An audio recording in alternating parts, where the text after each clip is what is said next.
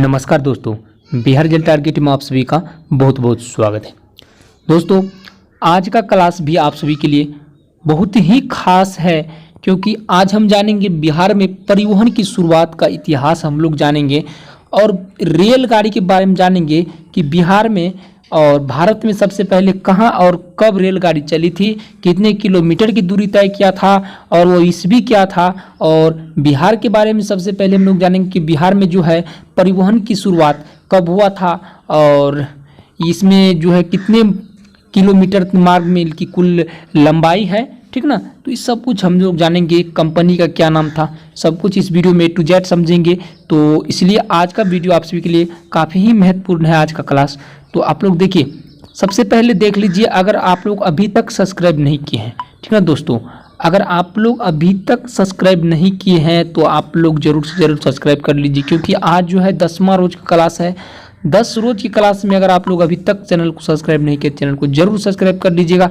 और साथ ही देखिए, टेलीग्राम को जो अभी तक ज्वाइन नहीं किए हैं, टेलीग्राम को भी ज्वाइन कर लीजिएगा। सबका लिंक आपको डिस्क्रिप्शन में, व्हाट्सएप ग्रुप सबका लिंक आप सभी को डिस्क्रिप्शन में। तो चलिए फटाफट क्लास को स्टार्ट करते हैं। सबसे पहले जानेंगे कि बिहार में परिवहन की शुरुआत के बारे में हम लोग सबसे पहले जानेंगे। और आज जो है ये PDF जो है पूरा ख़त्म हो जाएगा। ये जो है 38 पेज का PDF है। आज आप सभी का 9 दिन में ये ख़त्म हो गया और साइंस का क्लास भी चलेगा, लेकिन आज जो आया था, आज कुछ महत्वपूर्ण काम था, इसलिए आज साइंस का क्लास नहीं चला है, ठीक ना। देखिए, चलिए सबसे पहले हम लोग समझते हैं बिहार में रेल की शुरुआत, ठीक ना। तो देखिए, आप लोग ध्यान से देखिएगा, कह रहा है बिहार में रेल यातायात 1860-62 के बीच शुरू हुआ, ठीक ना। रेल की साधन जो है बिहार में 1860 और 62 ईस्वी के बीच जो है आ गया था, ठीक ना, और शुरू हुआ। समझ रहे हैं। तो देखिए, अगर आप सभी को पूछ दिया जाए कि बिहार में रेल की शुरुआत कब हुआ था, तो आप सभी को याद रखना है कि बिहार में रेल की शुरुआत 1860-62 में हुआ था, ठीक ना। और भारत में भी है, भारत में 1853 में हुआ था, लेकिन बिहार में आते आते कितना साल का समय लग गया, समझ रहे हैं आप लोग, 7-8-7-2-9 साल के बीच, यानी 2 साल का इधर उधर में आपको यहाँ पे शुरू हो गया, ठीक ना। 7 साल लग गया बिहार आने में, समझ रहे हैं। अब देखिए, बिहार में आप सभी को याद रखना है, ठीक ना, बिहार में रेल मार्ग की कुल लंबाई कितना है। अगर आप सभी को एग्जाम में पूछेगा कि बिहार में रेल मार्ग की कुल लंबाई कितना है, तो आप सभी को याद रखना है 6283 किलोमीटर है रेल मार्ग की कुल लंबाई।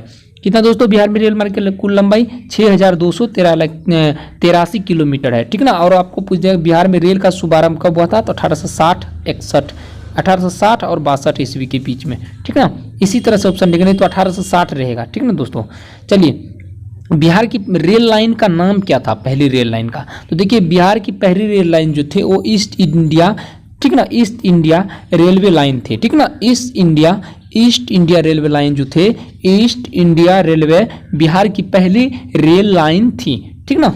बिहार की पहली रेल लाइन थी ईस्ट इंडिया रेलवे, ठीक ना। आप लोग समझ पा रहे होंगे। और इसकी लंबाई कितना थी इस रेल लाइन की, 6283 किलोमीटर में अभी तक बिहार में कुल रेल मार्ग की लंबाई है, ठीक ना। और इसका शुरुआत 1860 और 62 के बीच हुआ था। अब देखिए, बिहार में पहली बार रेल, देखिए ये तो शुभारंभ हुआ था, ठीक ना। देखिए, बिहार में पहली बार रेल 1865 में चली, ये सबसे फैक्ट है, ठीक ना। बिहार में आपको अगर पूछ दिया जाए कि बिहार में पहली बार रेल कब चली थी, तो 1865 में। लेकिन रेल यातायात की शुभारंभ, देखिए सबसे पहले उद्घाटन हुआ था। कहीं भी अगर कुछ चीज़ के फैक्ट्रिया लगाता है, सबसे पहले क्या होता है कि उसका शुभारंभ होता है, ठीक ना, शुभारंभ होता है। लेकिन उसमें सब कुछ लगते लगते थोड़ा टाइम लग जाते हैं, ठीक ना। तो 1861-62 में, 60-62 के बीच इसका शुरुआत हुआ था, लेकिन इसका जो परिचालन जो है 1865 में हुआ सफल, ठीक ना। तो आपको कोई प्रश्न में याद रखना है इस प्रश्न को, बिहार में पहली बार रेल 1865 में चला था और इसकी शुभारंभ 1860-62 के बीच हुआ था, ठीक ना। चलिए, अब ये प्रश्न आपका क्लियर हो गया। अब देखिए, अब चलते हैं भारत में, जान लेते हैं। देखिए, भारत का जान लीजिए, ये बहुत महत्वपूर्ण है, बिहार का भी इम्पोर्टेंट है। 1865 में पहली बार रेल चली थी, ठीक ना। लेकिन भारत में पहली बार रेल मुंबई और थावे के बीच, ठीक ना, मुंबई और थावे के बीच जो है 16 अप्रैल को चला था, ठीक ना। 16 अप्रैल 1853 में चला था। देखिए, सबसे पहले समझिए कि भारत में पहली बार रेल मुंबई और थावे के, मुंबई से थाने के बीच, थाने बोलता है इसको, थावे नहीं, थाने, ठीक ना, मुंबई से थाने के बीच 34 किलोमीटर की दूरी के बीच चला था, ठीक ना। समझ रहे हैं आप लोग, भारत में पहली बार जो रेल चला था वो कहाँ चला था, मुंबई से थाने के बीच, और कितने किलोमीटर की दूरी तय किया था, 34 किलोमीटर की दूरी तय किया था। और वो तिथि क्या था, तो 16 अप्रैल 1853 वाला तिथि था। समझ रहे हैं आप लोग, 16 अप्रैल 1853 को भारत में पहली बार रेल मुंबई और थाने के बीच 34 किलोमीटर की दूरी चली थी, और ये 1853 में चली थी। समझ रहे हैं। और देखिए इसमें कुल यात्री कितना सवार हुआ था, तो देखिए 400 लोगों को लेकर के ब्रॉड गेज ट्रैक पर दौड़ी थी। ट्रैक का क्या नाम था, समझ, देखिए बड़का से बड़का कंपटीशन का तैयारी कीजिएगा तो पूछेगा कि भारत में पहली रेल लाइन किस ट्रैक के बीच दौड़ी थी, तो आपको याद रखना है ब्रॉड गेज ट्रैक के पर दौड़ी थी, ठीक ना। समझ रहे, ब्रॉड गेज ट्रैक पर पहली बार जो है भारत में रेल दौड़ी थी। और ये ब्रॉड गेज ट्रैक कहाँ स्थित है, तो मुंबई और थाने के बीच स्थित है। कहाँ स्थित है दोस्तों, मुंबई, क्योंकि स्वाभाविक है कि ये जो मुंबई और थाने के बीच जो 34 किलोमीटर की दूरी तय किया था, तो ये कौन सा जो है ये ट्रैक कौन सा ट्रैक था, तो ब्रॉड गेज ट्रैक था। समझ रहे आप लोग, ब्रॉड गेज ट्रैक था, ठीक ना। तो ये ब्रॉड गेज ट्रैक जो है ये कहाँ होंगे, तो मुंबई और थाने में होंगे, ठीक ना। समझ गए आप लोग। तो कुल 400 यात्री को लेकर के भारत में पहली बार रेल चला था। समझ रहे हैं, कुल 400 यात्री को लेकर। तो आप लोग याद रखिएगा कि भारत में पहली बार रेल 1853 ईस्वी में 16 अप्रैल 1853 ईस्वी में मुंबई से थाने के बीच 34 किलोमीटर की दूरी तय किया था। कहानी के बीच में याद रखिएगा, जिसमें 400 सवारी को लेकर के ब्रॉड गेज ट्रैक पर दौड़ी थी पहली बार। समझ गए आप लोग। चलिए अब हम लोग को हम लोग का समाप्त हो गया। अब चलिए अब हम लोग समझते हैं कि बिहार के मानसून वाला, ठीक ना। देखिए मानसून क्या होता है, बहुत स्टूडेंट इन बातों ये बात नहीं समझ पाते हैं। मानसून क्या होता है, देखिए मानसून एक तरह से उत्पन्न होने वाला उष्ण कटिबंध है, ठीक ना। चक्रवात को हम लोग मानसून कहते हैं। और ये चक्रवात कहाँ आते हैं, समझ रहे हैं, किसी बड़े समुंदर में आते हैं। जिस तरह से देखिए कि बिहार के ये हमारे भारत में सबसे बड़ा चक्रवात कहाँ आती है, बंगाल के खाड़ी में उत्पन्न होता है। कहाँ, तो दोस्तों बंगाल की खाड़ी में उत्पन्न होता है। समझ रहे हैं। और ये किसके कारण उत्पन्न होता है, तो उष्ण कटिबंधीय चक्रवातों के कारण बिहार के पूर्वी हिस्से में बारिश होती है। देखिए बिहार के पूर्वी हिस्से में कहाँ, तो समझ रहे हैं, तो बिहार के पूर्वी हिस्से सबसे ज्यादा, देखिए आपको प्रश्न भी आएगा, बहुत सारे स्टूडेंट इन प्रश्न में गलती कर जाते हैं कि बिहार में सबसे ज्यादा बारिश बिहार के किशनगंज जिला में होता है। क्यों, क्योंकि यहाँ पहाड़ी क्षेत्र है, और साथ ही यहाँ से बंगाल की खाड़ी की दूरी बहुत ही कम है। समझ रहे हैं, बंगाल की खाड़ी में जो चक्रवात आते हैं तो सबसे ज्यादा बारिश कहाँ होता है, तो किशनगंज, बिहार के किशनगंज जिला में होता है। समझ रहे हैं। और देखिए इस वर्षा को नॉर्वेस्टर कहा जाता है। समझ गए, नॉर्वेस्टर समझ रहे हैं आप लोग, इस वर्षा को नॉर्वेस्टर कहा जाता है। क्यों कहा जाता है, समझ रहे हैं आप लोग, नॉर्वेस्टर मतलब नॉर्थ मतलब क्या होता है, उत्तर, और वेस्ट मतलब क्या होता है, समझ रहे, उत्तर और पश्चिमी इलाका में ये सबसे ज्यादा होता है, ठीक ना। ये पूर्वी होना चाहिए, ठीक ना। नॉर्वेस्टर एस्टर होगा दोस्तों, नॉर्वेस्टर एस्टर, ईस्ट मतलब पूरब होता है, उत्तर और पूर्वी, नॉर्वेस्टर मतलब उत्तर और पूर्वी भाग में ये होता है, ठीक ना। तो इस वर्षा को नॉर्वेस्टर कहा जाता है। बिहार का सबसे गर्म स्थान गया जिले में है, ठीक ना। यह बिहार का सबसे गर्म स्थान कौन है, तो बिहार का गया जिले है। और बिहार में मानसून का आगमन मध्य जून से होता है। देखिए ये प्रश्न भी आपको पूछेगा कि बिहार में मानसून का आगमन कब होता है, तो मध्य जून में होता है। यानी जून, कितना जून, तो 15 जून, ठीक ना। मध्य जून क्या होगा, 15 जून होगा। समझ रहे हैं, तो ये मध्य बीच वाले जून से होता है। समझ रहे हैं आप लोग, पूरी अच्छी तरीके से डिटेल से समझ लीजिए कि बिहार में मानसून का आगमन कहाँ होते हैं दोस्तों, तो ये कहाँ से होते हैं, तो बंगाल की खाड़ी में जो उष्ण चक्रवात के कारण उत्पन्न बंगाल की खाड़ी में क्या होता है, उष्ण चक्रवात उत्पन्न होता है, जिसके कारण बिहार के पूर्वी हिस्से में बारिश होती है। इस वर्षा को नॉर्वेस्टर कहा जाता है। बिहार का सबसे गर्म स्थान कौन है दोस्तों, तो गया जिला है, ठीक ना। बिहार में मानसून का आगमन मध्य जून से होता है, यानी 15 जून के आसपास में होता है। समझ रहे हैं आप लोग, तो समझ गए। अब देखिए चलते हैं सबसे अधिक वर्षा और सबसे कम वर्षा। तो देखिए बिहार में सबसे सर्वाधिक वर्षा किशनगंज में होती है, सबसे कम वर्षा बिहार के बक्सर जिला में होता है।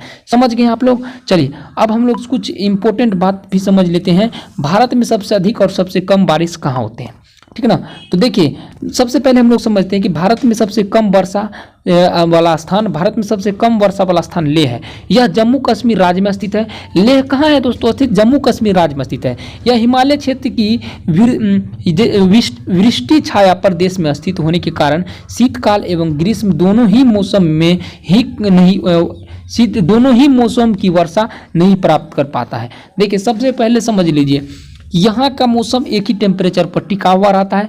यहाँ सबसे ज़्यादा शीतकाल होता है, समझ रहे। जम्मू कश्मीर में ज़्यादा बारिश क्यों नहीं होती है? क्योंकि यहाँ का मौसम का तापमान हमेशा माइनस टेम्परेचर में होता है, समझ रहे।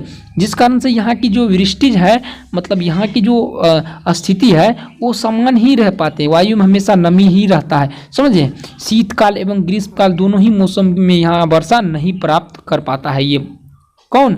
जम्मू कश्मीर। और लेह ये जम्मू कश्मीर में ही स्थित है, समझ रहे हैं। और देखिए भारत में सबसे अधिक वर्षा प्राप्त करने वाला स्थान मोसिनराम व चेरापूंजी है। मोसिनराम और चेरापूंजी कहाँ स्थित है दोस्तों?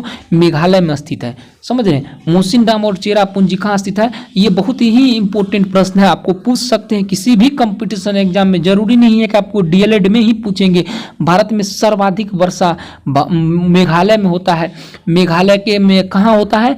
तो मेघालय के मोसिनराम एवं चेरापूंजी में होता है, समझ रहे हैं। और भारत में सबसे कम वर्षा वाला क्षेत्र राजस्थान का जैसलमेर जिला है, ठीक ना। सबसे कम वर्षा वाला क्षेत्र जो है राजस्थान का जैसलमेर जिला है, ठीक ना। ये चीज आप लोग पूरी क्लियर कट समझ गए होंगे, ठीक ना। देखिए अब आता है सबसे बड़ा इंपॉर्टेंट प्रश्न, लेह में कम वर्षा क्यों होती है?